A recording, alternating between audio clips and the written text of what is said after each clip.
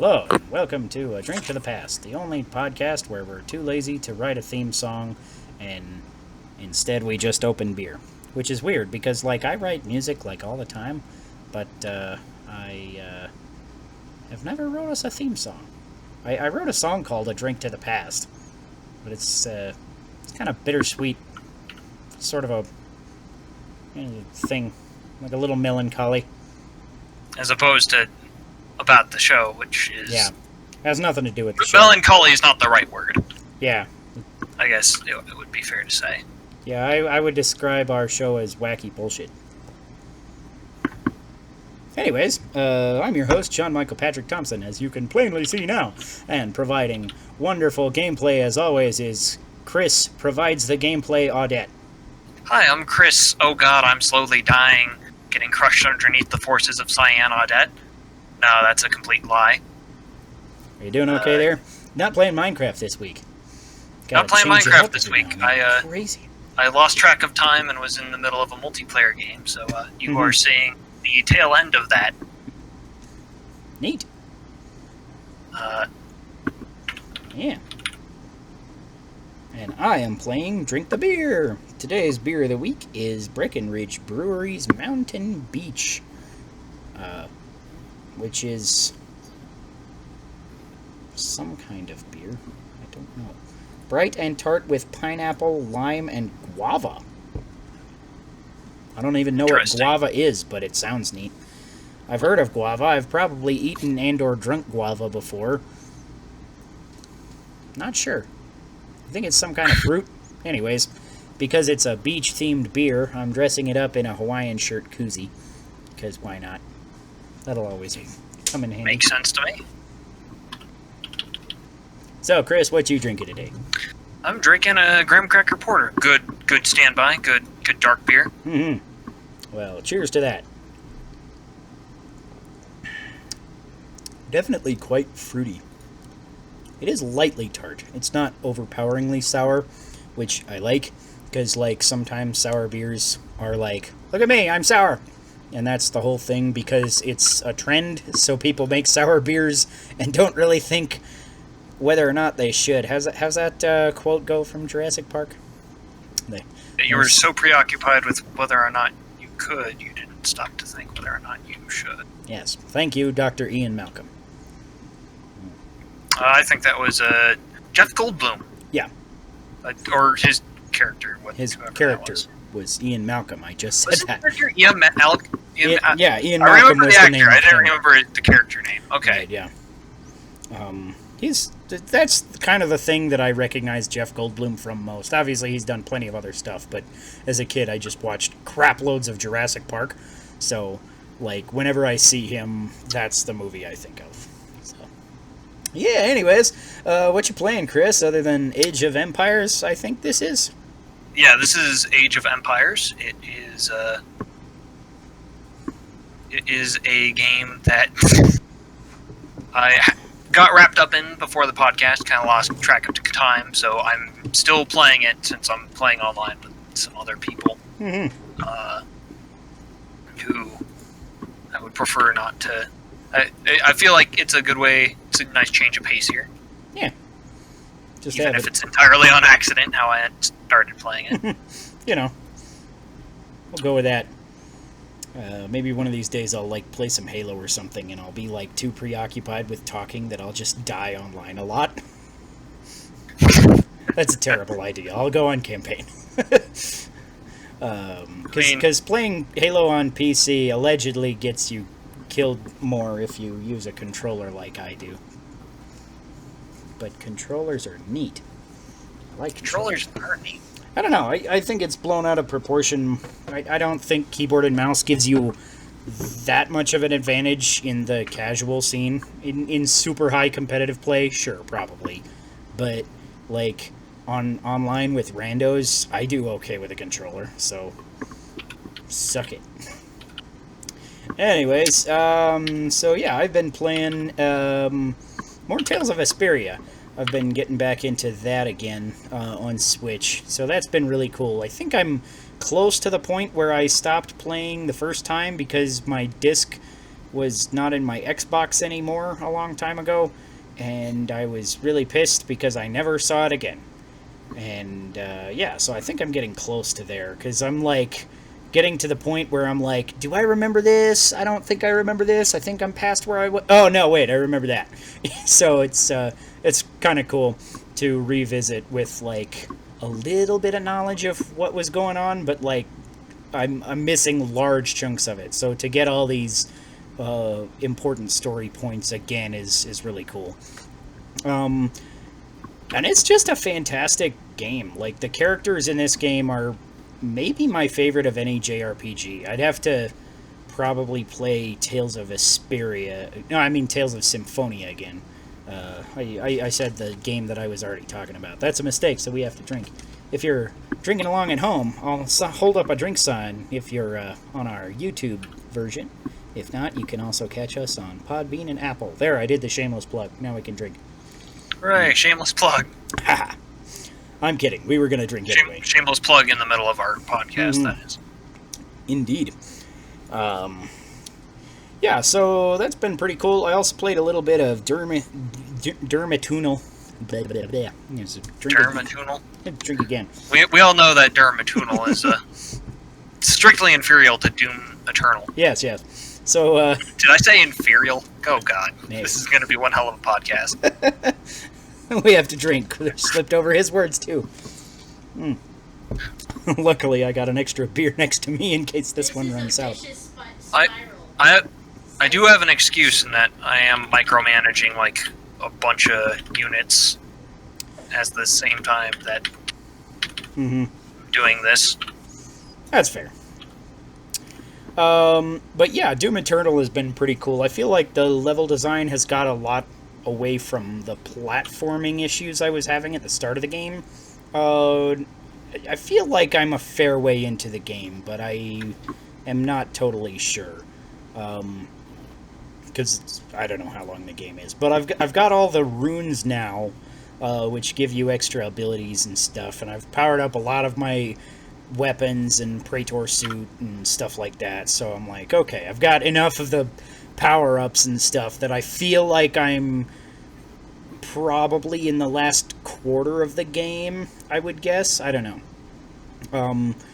And it's a lot more just action-driven, like the first reboot was, which I really like, because not that the platforming is bad, but it's just kind of like annoying to have to I have died so many times just falling in holes, and it takes you a long time to die falling in holes, because I think it only does like 20 damage each time or something out of your armor or health or something, or 10 damage or 20 it's something. It's not a ton, but it's enough that if you fall in a hole like 50 times you will die, and I have died multiple times from falling in holes 50 times.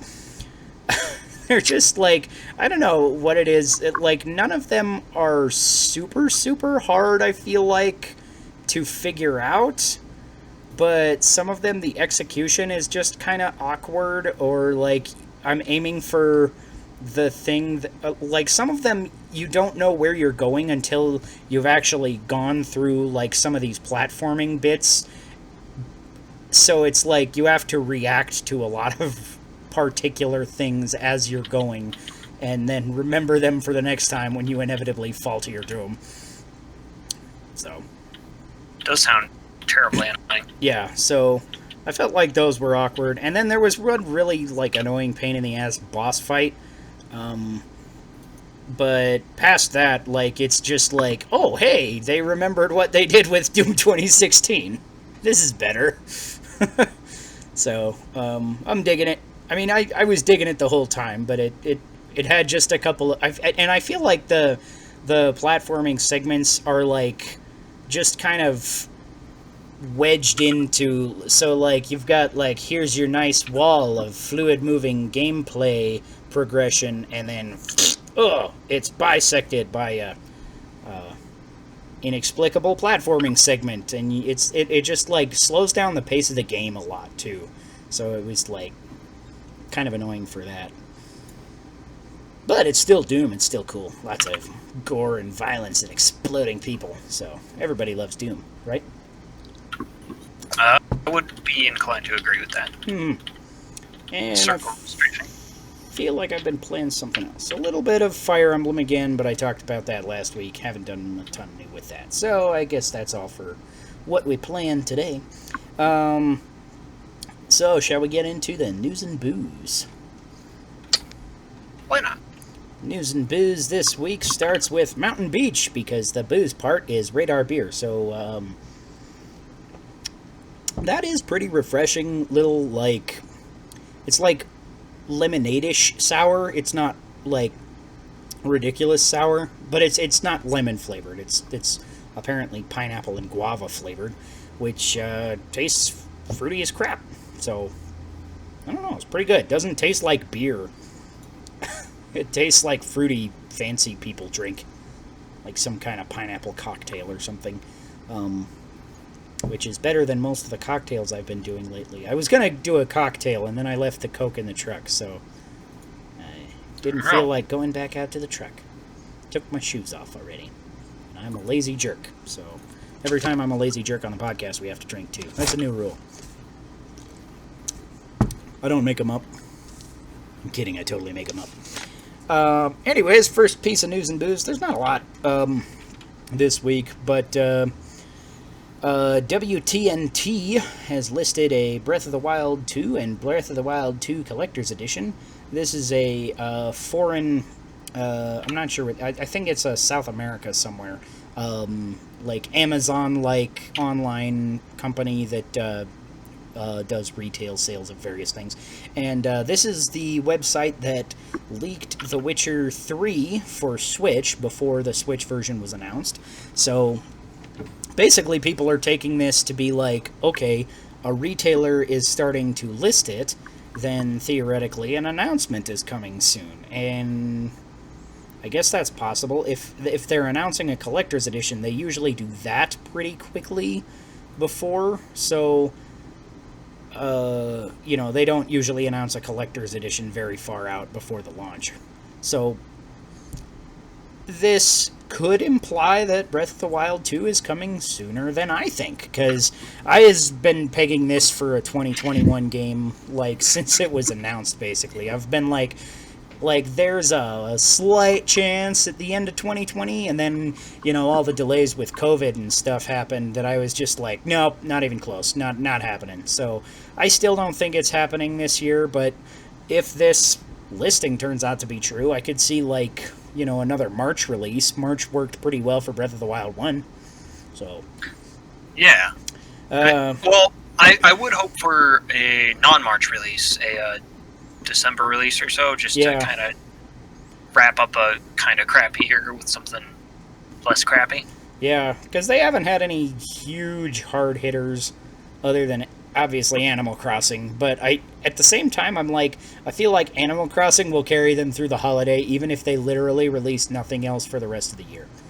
And also Paper Mario has done pretty good sales as well, so I don't think they need another game, and still, technically, we do have a 2020 announcement for No More Heroes 3, so we could get No More Heroes 3 by the end of the year, unless that gets delayed as well. So, who knows? It's hard to tell exactly what would happen. I think Breath of the Wild 2 would do ridiculously well as a holiday title, though. I think you're right on that. If they could get it out before Black Friday, it'll sell like hotcakes. And it'll probably sell like hotcakes no matter when it comes out, but I feel like it would be a good holiday game. And I would definitely go as far as to say it would be a better holiday game than No More Heroes 3. As much as I love No More Heroes, it's a little bit of a weirdo niche thing that, like I don't know very many other people that also like No More Heroes. Yeah, you're the person I know who talks about it. Yeah. You're the only person I know who talks about it, kind of, unfortunately. Yeah. Next piece of news and booze, Skyward Sword for Nintendo Switch is listed on Amazon UK. So that could be an interesting contender as well. I think that could give us a Zelda buffer in terms of, I feel like if Skyward Sword is launching this year, or soon next year, then I don't see Breath of the Wild 2 coming until holiday next year. So if this turns out to be true, I could see a Skyward Sword remake being a good early year game, or it would be an okay holiday title as well. So what do you think about this, though, as a Amazon UK leak? These are kind of hit and miss. I feel like they have more credence than, like, most small retailers, but at the same time, I kind of don't, because I feel like, I don't know, Amazon lists stuff and it's wrong more than small... I don't know. More than small retail. That's a hard thing to say, because a lot of... I don't know if that's true or not, now that I'm thinking about it. I'm like, well, I've seen a lot of weird small retailer listings that ended up to be bunk too, so I'm not sure. But do you think this is more or less believable than the guys that leaked Witcher 3?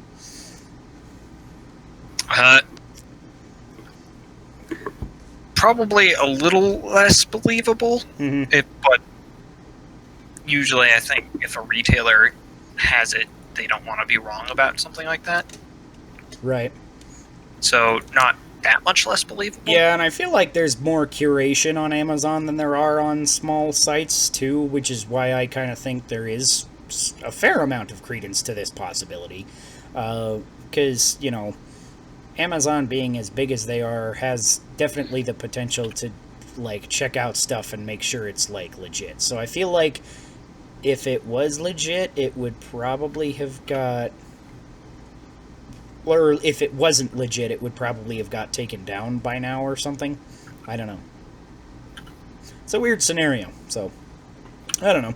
And last piece of news and booze is more Nintendo stuff. Nintendo had an Indie World showcase on August 18th, and not a ton sparked my interest majorly. I think the biggest announcement is Untitled Goose Game is getting a 2-player mode that's going to come in a free update, so if you got Untitled Goose Game, you can now play multiplayer co-op, apparently. I still don't have that game. I don't know. It's a game I was very much interested in. Yeah, it looked kind of interesting, but at the same time, it's like a 2-hour game or something, and I was like, I'm not sure I want to pay $30 for a 2-hour game, but, you know, if it hits a sale, maybe at some point. Yes. That was sudden and unexpected. Which sudden and unexpected person is it? It's Kimoshnikov, but his... It's Nick. Yeah, He's hi, silent. Nick. Oh, hello. Hello. Also, his profile picture is inexplicably changed.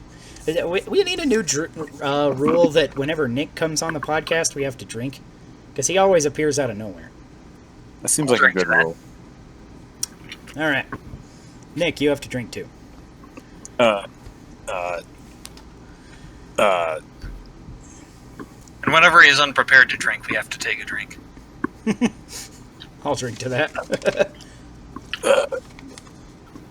But I came here to watch Chris's stream. You fool! You've come in the middle of a podcast. Oh no! You have to drink. It's the rules. If you don't drink, right, I have to I'll drink be more. back. All right. So the only other, there was a couple of games that I thought were like kind of neat. None of them really like wowed me. Like, oh my god, I'm gonna go out and buy this. But none of them really looked bad.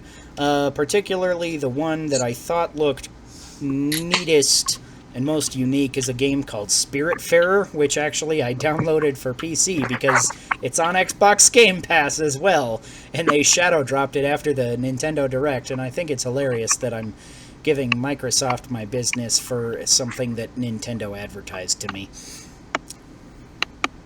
That is kind of funny. Yeah. So, Nick, you excited to play Untitled Goose Game 2-player? Yeah, what is that? It's a game about being a goose and being a dick while you're a goose. A dick goose? A dick goose. What is that, a gutanari? Oh my god. pun we have I to got drink. that, but I really didn't want to get that. Only on Drink to the Past. Come for more of Nick's terribly offensive puns. Shall we get into our table topic or what? Can I tell you a story about two griffins? Absolutely. I'll tell you later. Okay. Shall we get into our table topic? Sure. All right. In Talk that case, about let's do timing. it. Yeah. Actually, I don't remember what the table topic is, but I remember reading it and saying, this will be interesting. All right. So the table topic today is classic cliche RPG class tropes. Avoid them or give them a tweak to make them your own, including character build as well as roleplay perspectives. So I got this when I was talking to a buddy of ours about a character that he's kind of designing that is like a big respecter of nature and stuff, and goes around trying to protect the forests and things like that, and he's trying to decide if he should be cleric or ranger, and I was like, what about druid? And he's like, no, I don't want to be druid. And I was like, okay.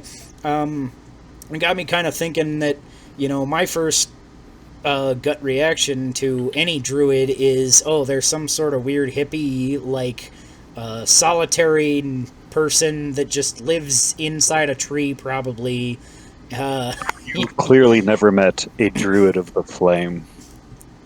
Apparently not. But yeah, that's just kind of the impression I get, because a lot of druids that I've, seen in, whether it's pop culture or wherever, druids are just like, they're there so that they can, be some weird hippie and, like, be angry at people for being in their forest, right? And it got me also kind of thinking, like, I feel like every RPG class has these kind of cliche things that it does, and sometimes those work great, and sometimes they're very malleable, and sometimes they're not, and sometimes you're playing the same character over and over. So I wanted to kind of explore that concept. Well, that kind of actually really sounds a lot like the... Okay, I want to first redefine the term roleplay. I'm gonna what we consider roleplay is in, like, acting out your character. I'm gonna call acting in this capacity, and role-playing I'm just gonna leave to things like you are the healer, you are the tank, you are the guy who has this role in the party. But so the person who wants to be the protector of the forest and stuff, and they're like, do I play a cleric or do I play a ranger? I think that's a really interesting way to do it, because essentially you're playing ranger is your role, but you can act as what you wish to act, and really as a host of a game, you should not tell someone you're a fighter so you can't be a druid in roleplay. Right. Like, that sucks. So if someone wants to play a ranger and be a forest ranger, Yeah. okay, that sounds too cliche. A forest fighter, sure. I think that's perfectly fine, and I think that Forest really brings a fighter. lot of flavor into the Fights traditional, forests. I hit with sword. Yeah. So, like, I have no beef with that whatsoever, and in fact, I would encourage that. Yeah, I didn't have a problem with it. I was just like, thinking of things to help him go through this, so I thought of the idea. But he wasn't interested in playing druid, which is fine. So I think his character might be more interesting because of that. Right, and you can still, like, give them druid-like powers through just people they know, or animals they know, or spells and magic items, and Yeah. themed.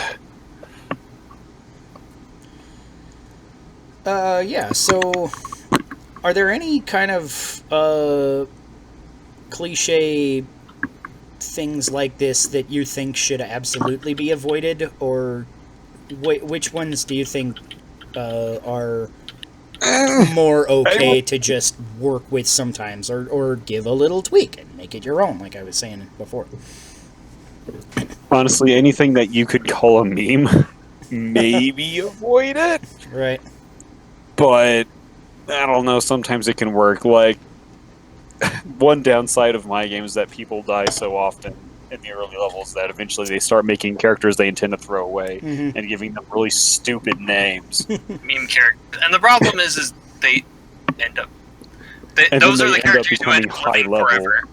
with like depth and character and all this shit, and you're like, this is an amazing character who's had this beautiful arc, and his name is Stairs. You know, Stairs McGee. Stairs McGee Yeah. is a legend. Stairs McGee is a fucking legend. But to avoid the things to avoid, just joke characters, really. Joke acting, if you want to make them always a joke. I don't know. It's kind of hard for me to say what not to avoid. Like, unless like someone's like, I'm gonna make a character who's like acting as a rapist. Like, yeah, hard no. But like beyond shit like that, like I'm pretty lenient. Oh, no betraying of the party. I'd say that's off the table. Yeah. Without good in-game reasons that may have driven them there. Mm-hmm. Like, I exist just to fuck with other people. I exist I'm just to playing steal. an asshole. It's just what my character. I'm a kinder. Yeah. Kinder are banned. Yeah, so one of the things that I do is I play a lot of fighters and I play a lot of barbarians. And so a lot of times I feel like my role in the party, because of the way that those two classes work mechanically, is hit the thing. And I feel like, especially at higher levels, it gets to a point where that is the objectively correct decision, is to full attack every round and do nothing else ever. What do you think about those kind of cliches where it's like kind of built into the system that you basically have one correct option or one objectively most powerful option for combat?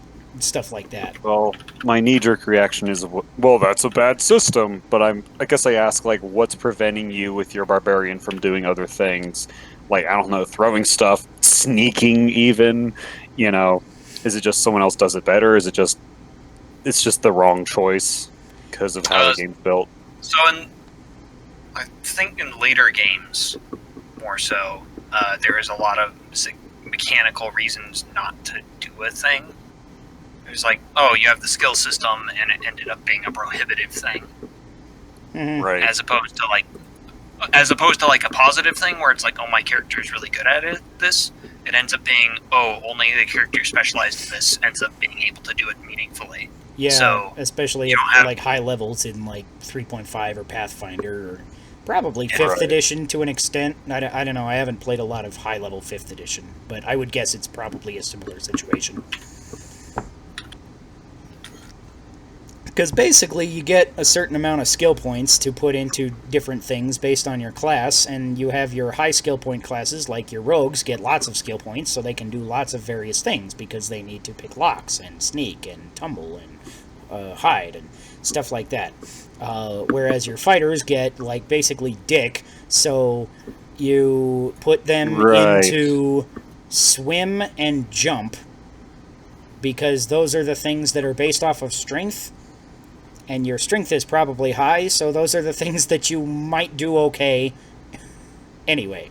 And then you get into a situation where it's like, okay, we could sneak, but I'm wearing full plate armor, which gives me a check penalty of -4, and my dexterity is +1, so I roll my d20 -3, and let's hope that this 20th level encounter doesn't have a perception of more than click, click, click. 6.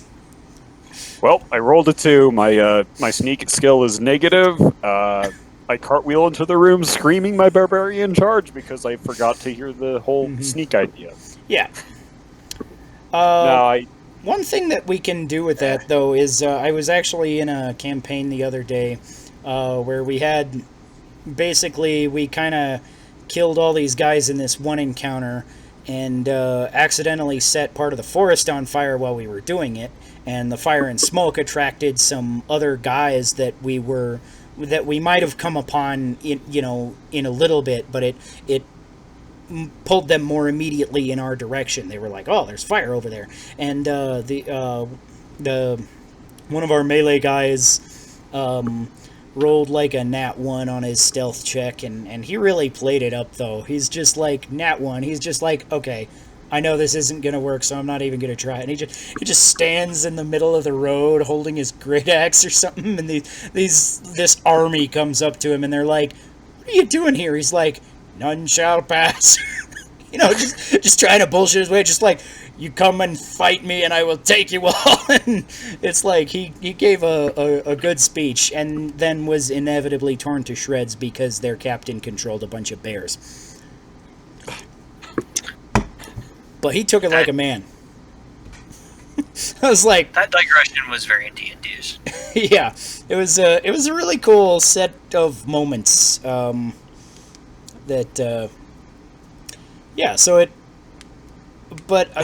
I feel like sometimes these things can be role played around, but other times, specifically like in high level combat in more modern editions, if you're a melee character, then hitting a target is pretty much always the quote-unquote correct thing to do, because you don't have very many magical options.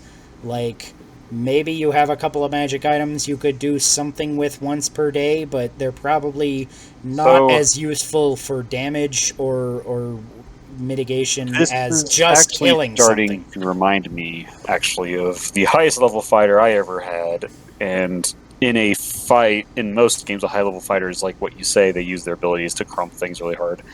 But in this game, my quote-unquote fighter was more defined by his magic items. And it's like, alright, so I have magic items that have this breath attack, I have these magic items that make me warp places, I have these magic items that explode outwards, and these various things, I have magic items that shoot rays of void energy, I have magic, there's like a different tool for everything. Like, he was just kitted out with, like, the Swiss Army knife of just killing different things in different ways. A lot of those had limitations on them. Like, you can only do this 3 times a day, but it's really hard. So, and I think that was so fun to play because it felt like I was playing like some high-tech modern weapon platform that had all these weird abilities for all these weird situations. So I would encourage DMs to essentially allow their players to side grade their power. And so it's like, okay, you hit thing with sword is your basic thing, and it's like, all right, can you hit something far away with a far away attack that hits just as hard? Maybe some kind of area attack, if you can expand their like toolkit to not just hit harder or whatever, but to hit in different ways or with different types of damage. That can make high level play for former I hit with sword guy much more engaging, because it gives them options. Yeah. That's something I try to kind of take into account when I'm DMing for high-level play, is I try to give options of things that they can do by creating environments that are interesting and diverse. And I don't know if I do a great job on that, but I'm always trying to, like, okay, there's, a bunch of stalactites in the cave, or there's a bunch of sarcophaguses here that you could hide behind, or you could jump on top of to gain the high ground, stuff like that. And different enemies with different quirks to overcome. Like, I'm immune to melee damage, what are you going to do?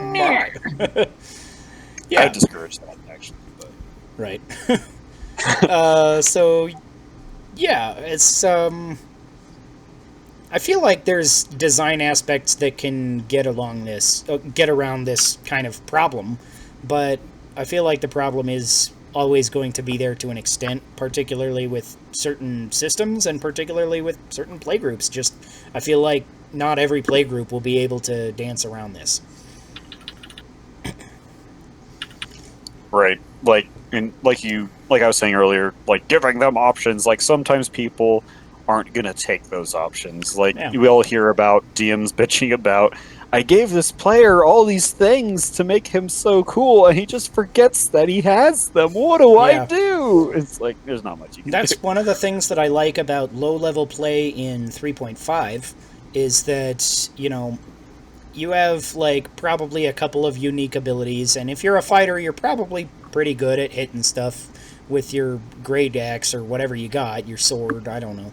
But at the same time, I feel like low-level characters get more creative with their environment, because it's, you know, like, at level 1, grabbing a log out of the fire and throwing it at somebody for a d6 damage and maybe they catch on fire is effectively just about as powerful as hitting them with your sword.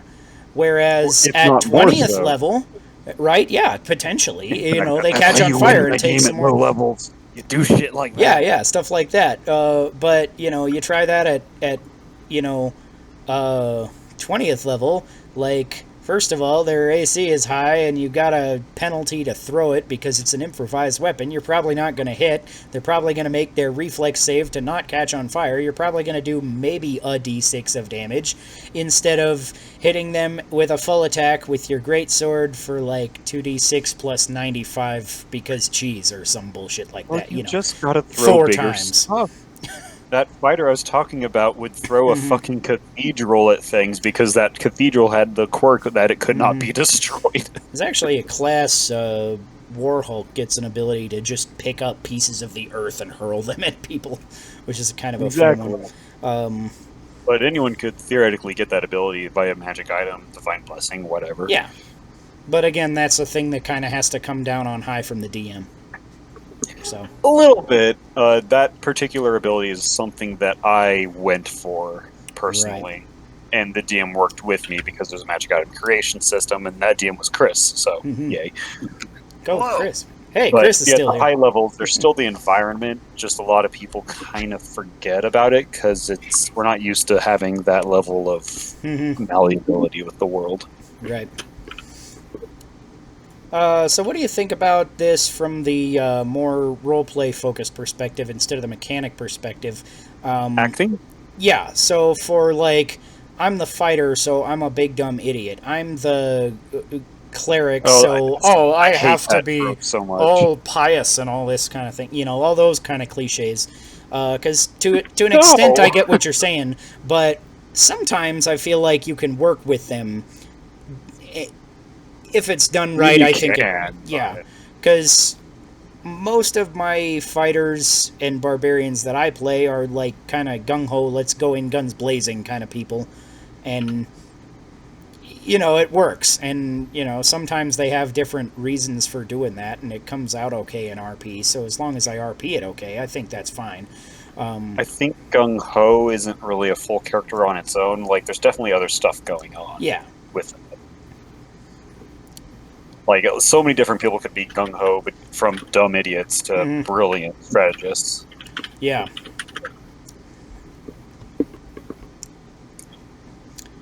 That's true. One of my favorite Like, I never really considered big my fighter to be a big dumb idiot. Right. One of my favorite big dumb idiot fighters I ever played was named Sim. And I was rolling up my stats, and I got a 3, and I put it in intelligence. And so I just decided to really just milk the shit out of how dumb I was. So I Is decided... this edible? Choose on tree bark. Right. So I literally just, like, the only thing that I ever said in character was, "My name is Sim." That was the only intelligible sentence I could ever say. And so people would ask me, kind of boring. but it was hilarious, because, like, they'd send me out to scout. They'd be like, "Go over the hill and tell us what's over the hill," and you know, because there should be an orc camp. And I'd come back and they'd be like, "Hey, what's there?" "My name is Sim." What? Who hired this guy? we had the same issue. We threw our big dumb cleric, I think his name was Thud, through like a portal. We're like, "What do you see over there, Thud?" He just yells back, "Me, Thud." Like, why didn't we think of this? Right? Yeah. Rip Thud. He was sold to a demon. But it was funny because I could also get myself out of situations because I had enough skill points because of my negative intelligence modifier that I could max out one skill and have one skill point left over. And so I spent that one skill point into the goblin language, So I could Nice. still only say my name is Sim, but I could say it in common or in goblin tongue. And the other skill that I maxed out was performance in singing. So I could sing very, very beautiful music that nobody What would language know do you that speak? all of the lyrics It's were just just gibberish. myself saying my name. So I'd just sing my name is Sim to them, and they'd be like, "Oh my god, this guy's amazing!" And we made our like every time we stayed in a pub, I'd just like start singing in the corner this operatic ballad of "My name is Sim," and people would chuck gold in our bucket, and we'd get a free in-stay. And Sim became a legend Mm-hmm. in taverns. Yes, the wonderful For a brief singing amount of Sim. time. So We actually, in our, we play another Supers game, Seed of Seeds, actually, you're in on that. But our friend Josh had a character who had a quirk where he could never tell the truth. All of his statements must be lies. And wringing information out of him was a pain. Like when he screams, "I'm okay!" And you're like, wait, is he? Oh, that's not good. I'm okay. Where the fuck is his arm? Where's your arm? It's right here. Well, it's certainly not at the bottom of the ocean. Oh no. We're landlocked. He looks down and cries. Yeah, that was interesting. That was an interesting one. But yeah, from the acting perspective, I definitely still stand by encouraging people who want to play a class that doesn't necessarily match up with their thing. Like, you can be a very pious fighter. You can, you may as well play a character or a paladin at that point. But you could, like, I think a fighter of the forest makes a lot more sense than like a fighter who is very Christian. Actually, no, that still works because Crusades. Christian fighter. I mean, there's a lot of things you can do with that. Like, I know in our game we only have like one big dumb idiot fighter, and just the rest of the group has basically like fed him so that he can just take it. And that became its own special like meme within the group. If you know what I mean by that. Millhouse? Yep, Millhouse. I was also gonna, class. So I would ask another question since I barely participated in this discussion at all. Which is, does a class pigeonhole characters in terms of what they can do? And I'm not just talking like spells and stuff, but do the more classes you have, are characters more pigeonholed? I guess it I would depends say, on but- how your system is set up, because, like, to an extent, like, I feel like, let's take Core 3.5, right? Just your player's handbook and, prestige classes in the Dungeon Master's Guide. That's all you got, right? Pretty much all those are kind of pigeonholed. You're a fighter, you hit stuff. You're the mage, then maybe you enchant magic items, and if not, then you just zap stuff with lots of fireballs, right? You're more or less every 20th level fighter is going to be the same, and more or less every 20th level wizard is going to be the same, right? But then you open that up with all of the expansion content that was available in 3.5, and now you've got, all this crazy swashbuckler stuff, and, all the complete adventurer, and, stuff from, like, Sword and Fist, and different expansion books like this, giving you different kinds of, or like Tome and Blood is a good example of, would make different kinds of casters that, because at 20th level, your wizard and your sorcerer cast spells differently, but they're still essentially the same pigeonholed role in the party dynamic. Whereas you get, like, a bloodcaster out of Tome and Blood or something. Are they, though? Like, Cause okay, what do you mean by that pigeonholed role in the party? Well, because Because depending on their... sorcerer spells are very different from, like, wizard spells. In 3.5, they cast the same spells from the same list, but they have a different methodology of going about how they cast. Okay. Because, yeah. That's dumb. Right. So it works for how it works. I see wizards more of having like a magical toolkit with limited offensive potential. Well, I wouldn't say limited, but I mean, unlimited. oh, it's hard to summarize this thought.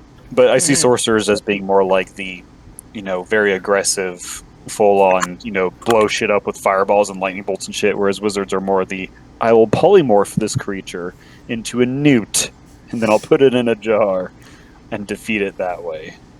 And that's At least how that's they were in later editions. a fantasy. Yeah, I feel like But- that is kind of true of how they work, even though they cast from the same spell list. That's an okay summary of how the big difference between their play styles.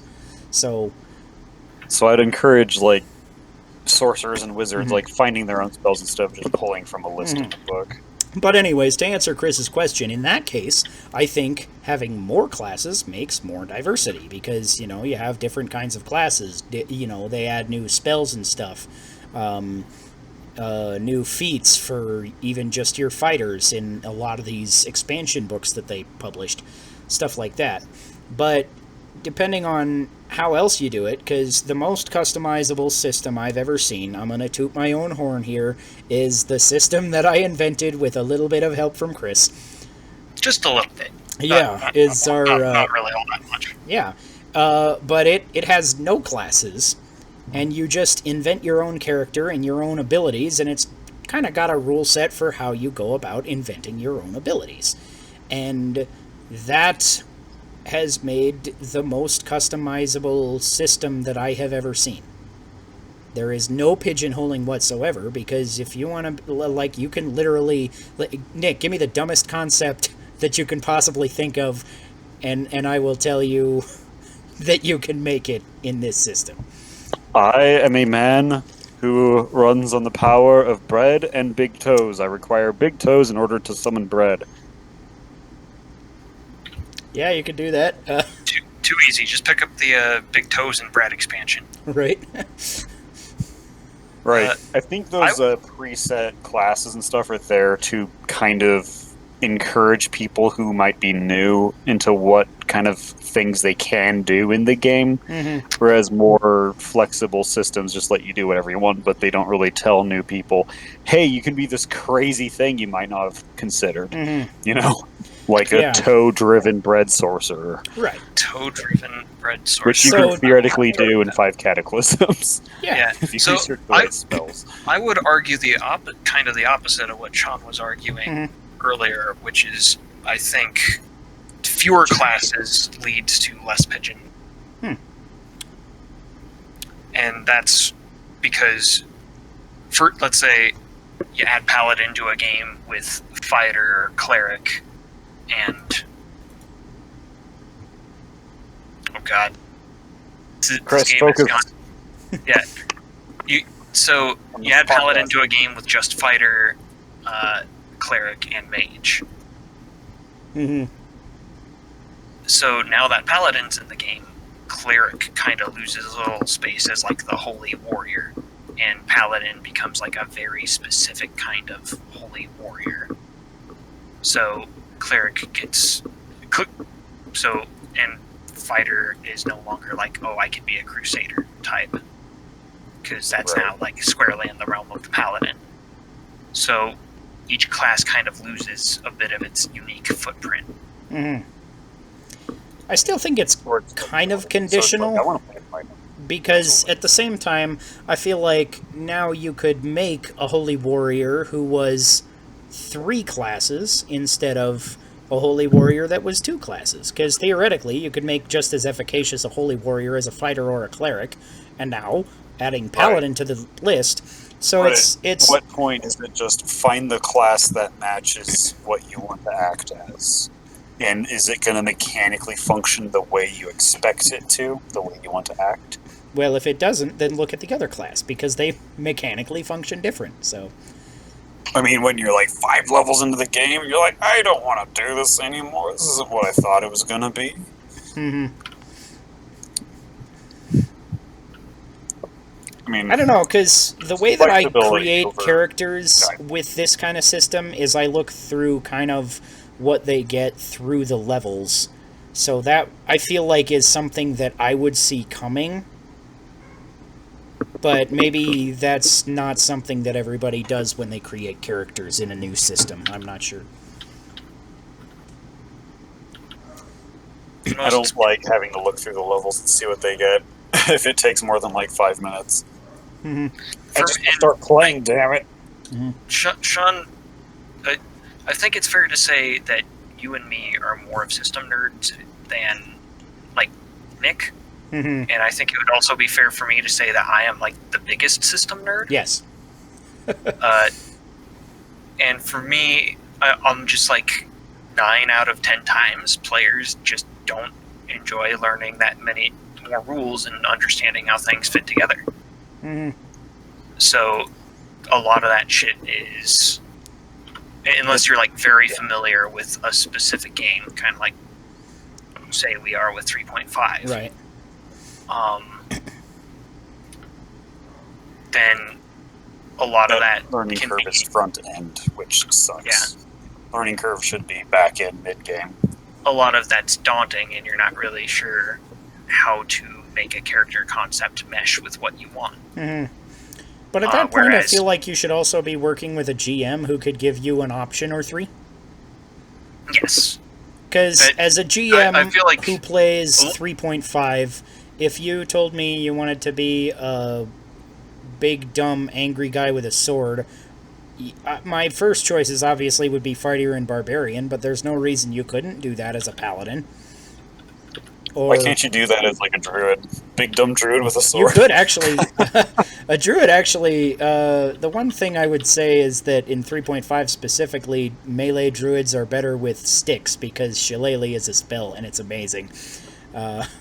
Okay. Big dumb priest who hits things with a sword. Yeah. He has no proficiency in it. Right? Yeah. It's mostly for looks. I mean, you could do that. Actually, clerics make surprisingly good melee fighters in 3.5. You know, especially if you go out of your way to build that, but even if you don't, like, their melee proficiencies are okay anyway, so they make okay frontliners, especially since they can heal themselves and they can use heavy armor. So it's like, as a frontline fighter, cleric is not a bad choice.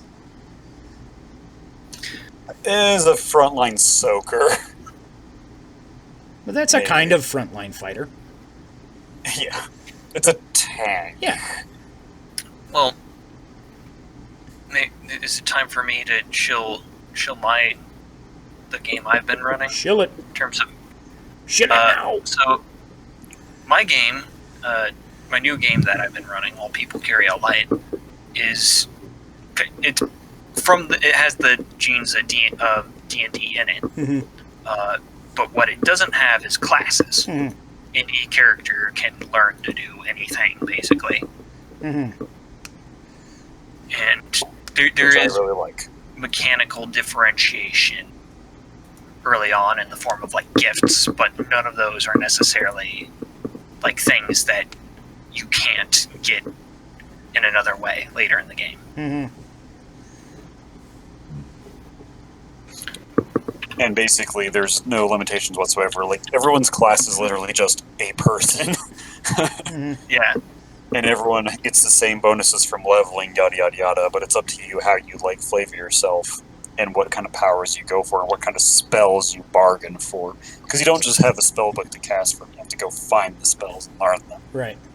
Yeah.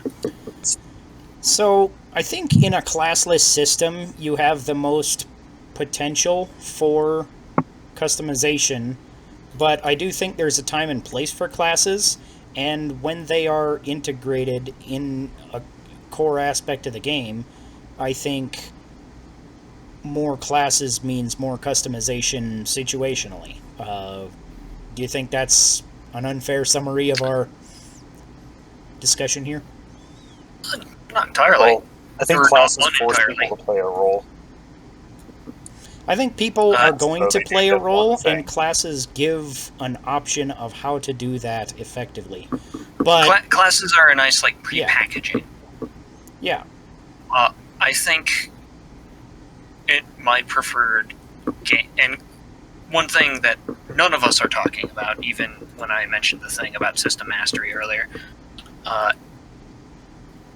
is classes are, for a new player introduced to the game, classes are like a nice way of saying, I want to do this particular thing, especially when there's like a simple few number of them.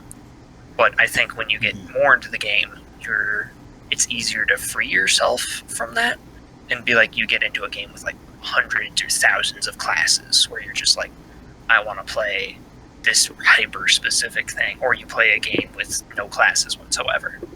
Mm-hmm. And my preferred games are basically one of the two now, where I'm like, either I want a game with 100,000 classes and ways to play it, or I want a game where there's almost no classes. Right. I feel like they both give you very high customization, but in kind of different ways. Especially in, like, 3.5, again, as an example, has cross-class. You can mix any, 20 classes from all of these core rulebooks if you want to make some weird-ass hybrid thing. And, that's one of the interesting things about, high-level play, because, to an extent, I feel like they shoehorn you into a role, but at the same time, I feel like most players are going to go for one role or another from the get-go, and having a convenient vessel to help them do that is not necessarily a bad thing. It's just not optimal. I'm in agreement on the convenience, but I think they're like, I think having a limited number of classes, particularly fantasy archetype classes that suggest a certain kind of character, they're kind of like a gateway drug. And then I'm going to compare it to prostitution. Having a class pre-prepared for you is like buying a prostitute. Developing a class out of an ambiguous character is like putting effort into creating a long-term relationship. Drink to the Past What's is the cheap and only easy podcast compared to where you can what it hear takes. prostitution compared to D&D. I'll drink to that. that seems like a fine way to end this topic. So we go into the video game topic then? Sure. Alright. Video game topic. Yeah, you have to talk about video games. Haha. Do I have to? Sure. Okay, what's the topic? So, the video game topic for today is video games we forgive for doing cliche stuff. Or video games we don't forgive. That's an interesting example, because I knew Zelda was going to come up really at a some cliche point. at the time, I guess. Yeah, because one of the things that I will pretty much always forgive Zelda games for following almost any cliche, and the reason is because most of those cliches were started by the Legend of Zelda series itself.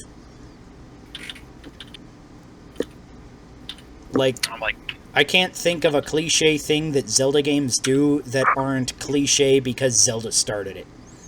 I'm having trouble thinking of anything cliche in a game.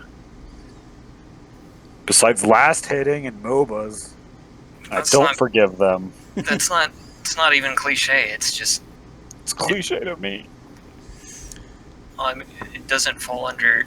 I don't think it falls under the common accepted definition. I pushed up my glasses there that you couldn't see to emphasize I the felt it. of that fucking statement.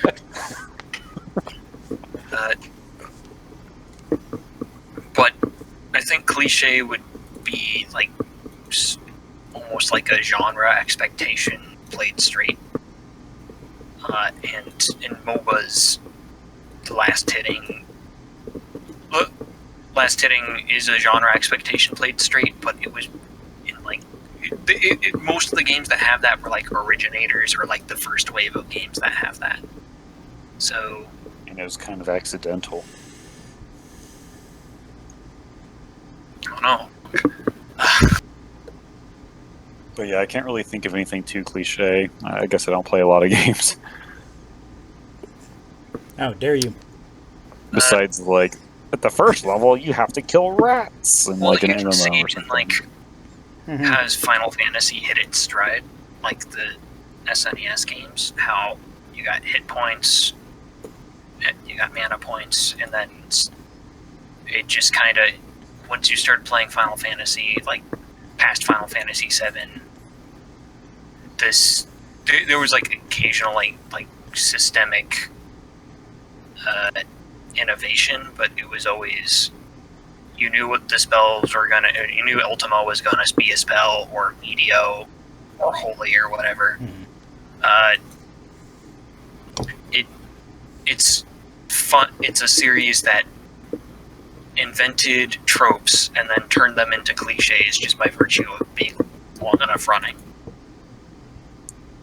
I feel like JRPGs in general have often been guilty of this. I was playing the demo of Dragon Quest XI's, and to me, like, the entire game felt like a cliche, just like doing the same thing that every JRPG has ever done since the Super Nintendo, and it didn't feel like it had evolved the genre at all. It didn't feel like it was doing anything. Like, the protagonists were generic anime guys, like, you know, your usual headstrong character, and the main character was like silent and just didn't say anything the whole time, and that was kind of like, I was like, that could be done well, but it wasn't.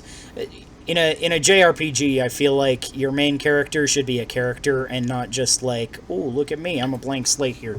But I guess that's a thing that Dragon Quest has pretty much always done, so maybe it worked in the Super Nintendo days, I'm not sure. This is the first Dragon Quest I ever played, so... Or even Dragon Quest was like one of the first JRPGs, if not first. Yeah, so it's a weird feeling, because I feel like probably a lot of the tropes associated with JRPGs came from the Dragon Quest series to some extent, but this was just like all of the JRPG tropes and nothing else. So that's a game that I did not forgive. But most people do. Most people really like that game. And I'm not totally sure why, but yeah, it's just a weird thing.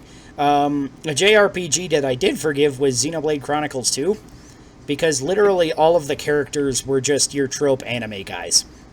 You had your brash, headstrong, main shonen fighter dude. Show up with Sangers 3. Yeah, you had your weird perv character. You had the hot chick who is oblivious to everything. You know, it's like, okay, this is like watching literally any shonen anime ever, pretty much, in the characters. But I forgave it because the overarching plot was kind of interesting, and there was crap loads of interesting lore and world building. So I was like, all right. It was still interesting enough to keep playing, and the combat was pretty fun. So.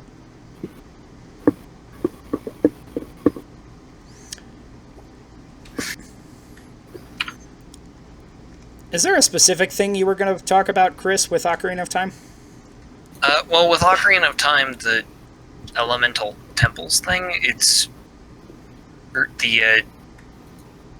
is almost kind of like spiritually.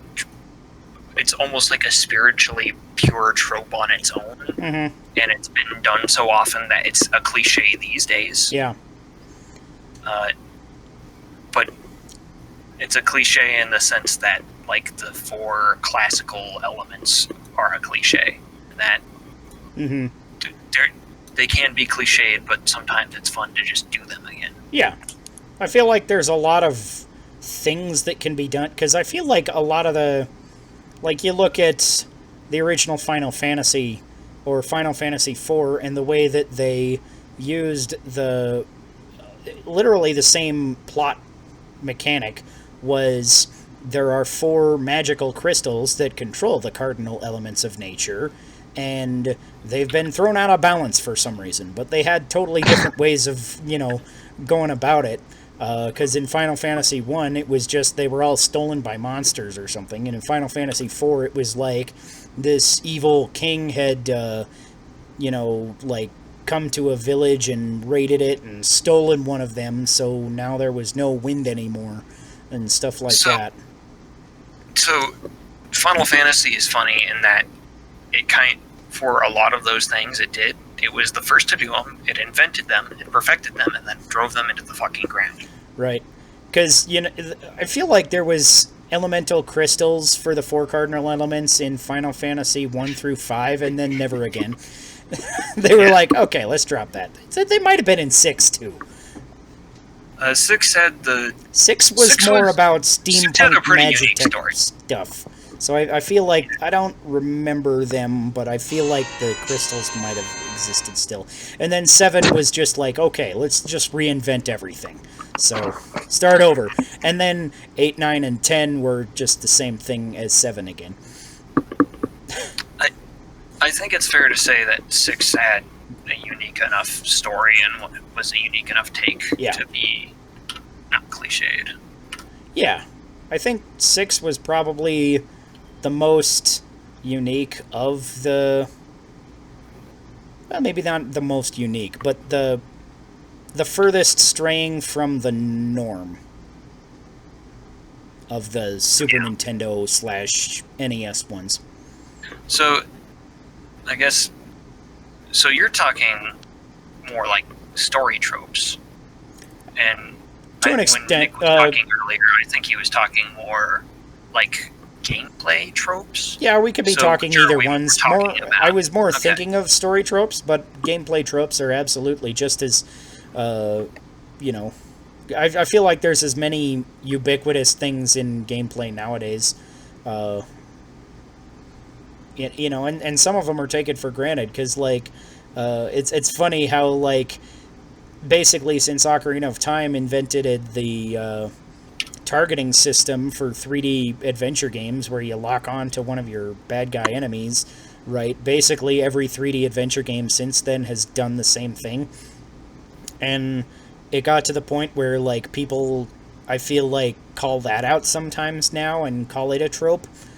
But then a game like Ghost of Tsushima comes out and people hate that it doesn't have a lock-on mechanic.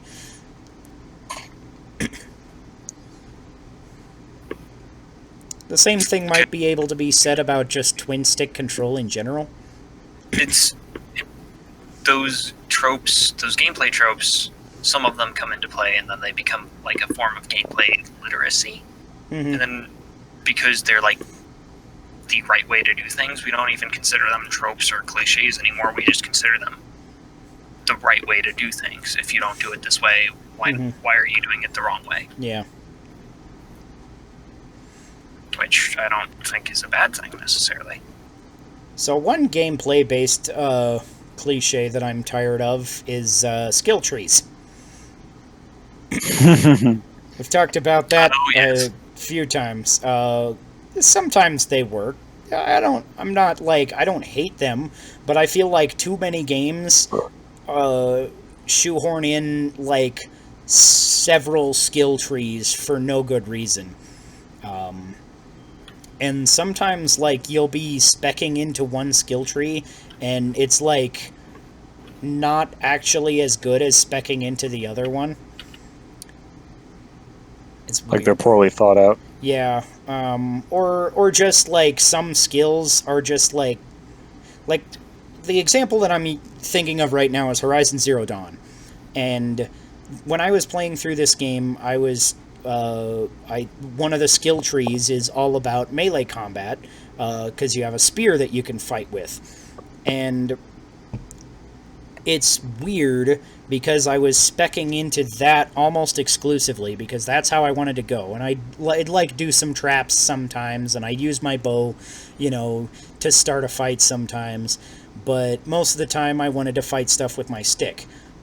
But I got to a point in the game where I'd found so many bow upgrades that my bow was better than my staff, even though I was spec'd into my staff, because literally I'm told that there's an upgrade for the staff later in the game somewhere, but I was like at least 15 hours in, and I'm getting like every time I meet a person I can buy a new bow from them almost, right? But I've never found a single upgrade for the staff, so it's still doing like, it's like the devs base are level like the bow is the damage. secret super weapon. Right, yeah, and I'm just like, I'm okay with like if the game had told me that the bow is the correct way to play the game, like that's the way, okay, sure, whatever. I would have probably like got more used to it, but I wasn't, specking into it. I wasn't practicing with it as much, and then I got to an area where literally like most of the dinosaurs are flying, and the ones that aren't have so many hit points that it's just completely impractical to fight them with your spear. And like some of them are like so big that like melee combat is a terrible idea, because you have to go up next to them and hit them several times, and then they take up so much space that you literally can't dodge out of the way before they hit you if you hit them a couple of times. It's like it became completely infeasible to play the game the way that I had been playing it. And I feel like that was because of the skill tree. They could have just removed the skill trees and been like, hey, there's these upgrades you can buy for the bow. And you're like, oh, okay. And then you would gradually over time be like, Right, hey, yeah. this bow thing is working out. Or like well, how old instead of games walking worked, into the where skill it's tree. like, oh, you level up, here's a new ability. So It skill doesn't- trees are like yeah, classes, is what I'm They hearing should from be this. able to... A little bit, yeah. It depends on the game, but in this one, they kind of are, because, like, there's a lot of skill trees in this game, I feel like, because there's a bow skill tree, and there's, like, a bow skill tree specifically for using, like, fire arrows and shock arrows and stuff like that, and then there's the spear fighting skill tree, and then there's the trap crafting skill tree, and skill trees for your other weapons, so it's like... Jesus. Yeah, it's like, what's the point of all this, when really you should just... I feel like the game should just take away the skill trees, give you the bow, and maybe it'll give you those staff abilities as you level up, too, but, like, just give me the abilities as I level up. Make it simple. I feel like... At least make it accessible. Yeah, I feel like it made it appear as though spear fighting was a viable option to play the game with, and it is objectively not.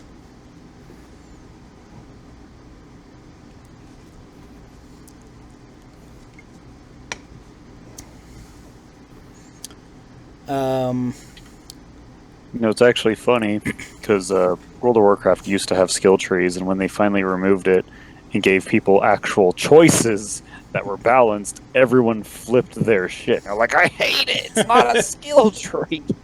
Even though now it's like you have to choose between things that are valid options.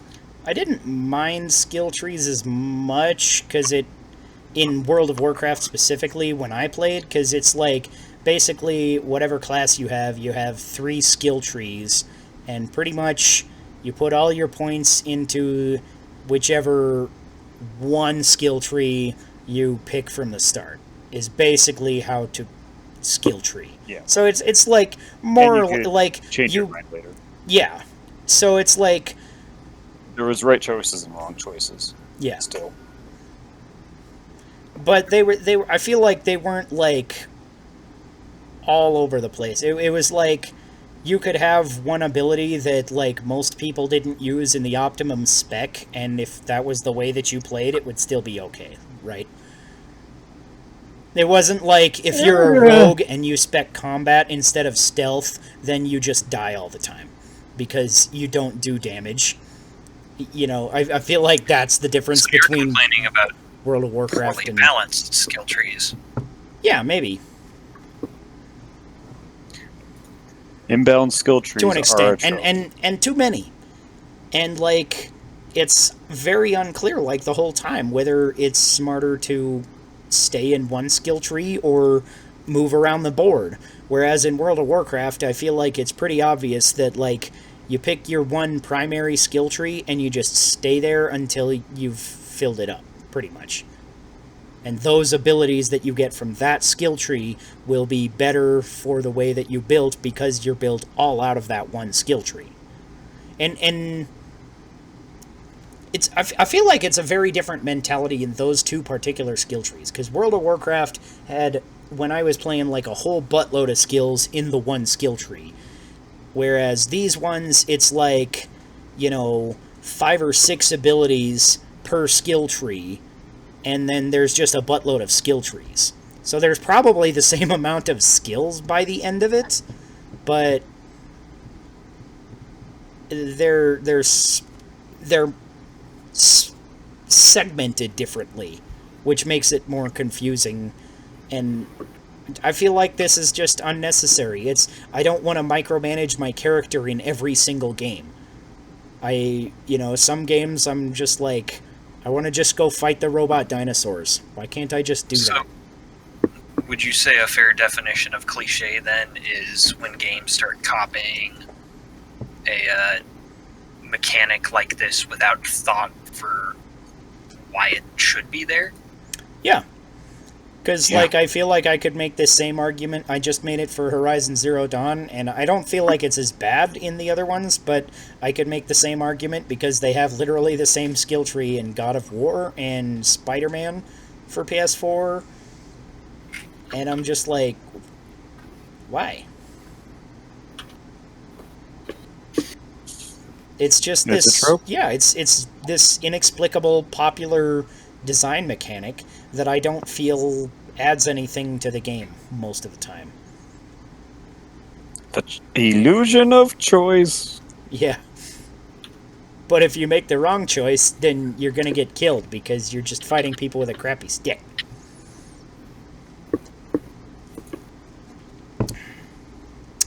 Alright. So is there any more games that we forgive and or don't forgive for doing cliche stuff? Well, How could I forgive anything? with my definition of cliche, at least for mechanics, we should always, when we forgive a game, we're not forgiving it because it does cliche stuff, or forgiving it for its other merits.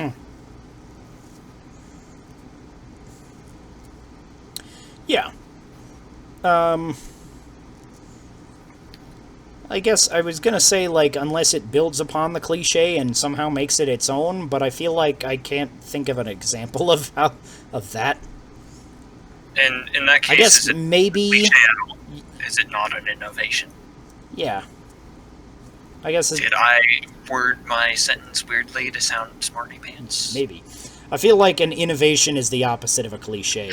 It takes a mechanic... Yeah. It may build upon a cliche mechanic, but it, in and of itself, is a different thing. Because I was trying to think of, going back to Final Fantasy, I'm thinking, the first 3 were just straight-up turn-based combat, just like most RPGs of the NES era. And then Final Fantasy IV, they added the ATB gauge, which, so it was still turn-based, but depending on your character's speed, your turn would come up more based on how fast that little gauge fills. But I feel like that's just a different mechanic at that point. So I'm like, I want to make the argument, but I don't know how, and I'm not sure. Maybe it's just I have this idea in my head that doesn't actually exist.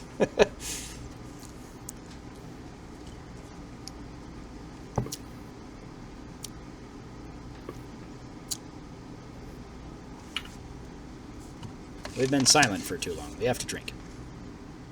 I am drinking. Speaking of which, Nick, what you drinking? I drank a Coors Banquet. All right. What do you rate it on a scale of 3 to 17? How about an F? All right. Speaking of which, I think we forgot to rate our beers earlier, Chris, so it's have to drink because we screwed up there. I want Graham. Graham Cracker Porter is. Chris can't pronounce graham cracker. We have to drink. Graham. Graham. Gray ham. Gray ham, you should probably throw that out. Ham is supposed to be pinkish. We were talking about ham at length yesterday. Oh, geez. Oh, yeah. Hams. Nope. Graham Cracker Porter is probably tied for one of my most rated beers on the show, but I would still give it a 15 because it's still a great beer. Yeah, this Left-hand stout. fruity Mountain Beach doohickey is pretty good too. I'll give that a 14. Wow. Not too Send bad. me some. This is the only one I got. I got it in a pick 6. It might be available at King Supers. Hashtag shameless plug. Go get their shopping needs there, and then maybe they'll sponsor me. I'm kidding. They won't sponsor me. I say fuck too much. Yeah. We all say fuck too much. Fuck yeah. For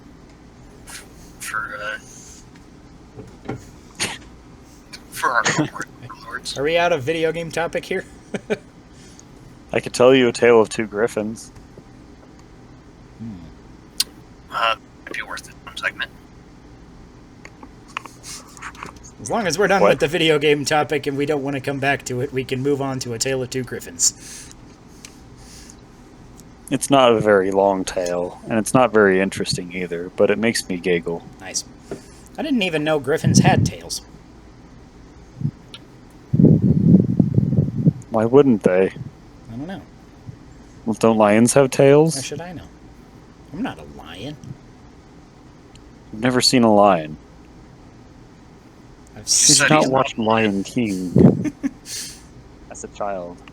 Of course I did. That's why John They are Favreau big ruined pets. my They have childhood. tails. The Lion King ruined your childhood. No, the John Favreau version. He's this, Wow. remade it, and it was so pointless. It Those was don't exist. it was a mental struggle to watch that movie from beginning to end. I bet.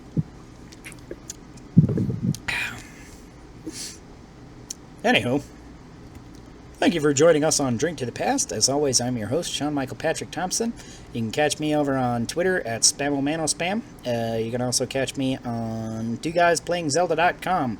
I do various opinion articles and junk like that, so lots of Zelda stuff, as well as some various general gaming things on the cheap gaming side of the website. Check it out. And as usual, this is the inexplicable guest, Nick. Inexplicable. Yeah, you just appear.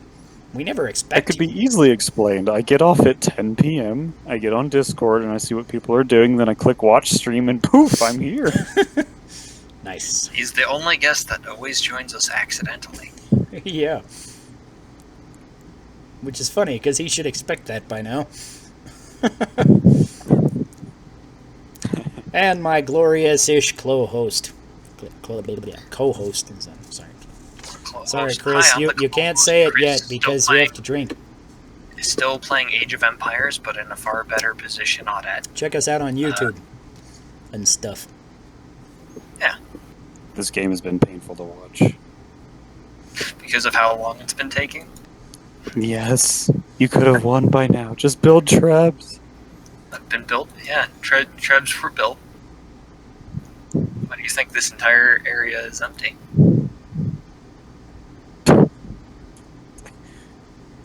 No. No. Well, no. I mean, you're probably right in that things could have been done more efficiently. Fine, I'm building trebs. Are you happy? I will be happy someday. At least that's the hope. Oh, And now we come to our closing segment of the podcast where we talk about random inane bullshit. already on that segment. We just I know, merged but into I it. feel like I have to introduce it. Just it's like part of the. It's like one of my jobs as the host. Yeah, that makes sense. If gotta if put I didn't bookends do on that, it. I would have to drink. I feel like your job this time around was particularly difficult. You know, I got a beer out of the deal, so it was good enough for me. Yeah, that works. Yeah, I'm surprised you were playing a game as distracting as Age during this. But I can see it now. You're like, I have to go to my podcast. And I'm like, come on, Chris, you can just play it in the background. It's no problem. And you're like, okay. Well, considering the stage of the game this is at, Yeah. it's a little less distracting now. Now that we're thoroughly destroying them. Oh, finally, a surrender. Did you win? God, that took forever. They're 1/3 of the way to winning. You just have to kill Assistant Manager Strickland Probe. Yes, change your diplomatic status, Chris, and kill him. Can't. It's locked. No. There's a lot of numbers in the bottom right-hand corner of this game. The number on the left of the slash is your score. The number on the right is your team's score, which is why the top 3 have the same number on the right. Yeah. The bottom 3 have the same number on the right. Okay. Right now, Assistant Manager Strickland Prop, who is an ally of Chris, is the best player. Oh, man. Chris, and you're not the Moonrazer best. down there is only the worst because he must have lost his base in the early game, and thus that's He why got- he's He squished got behind crushed the other two. early on and never fully recovered. Hmm. He became a refugee. Yeah. That was silly.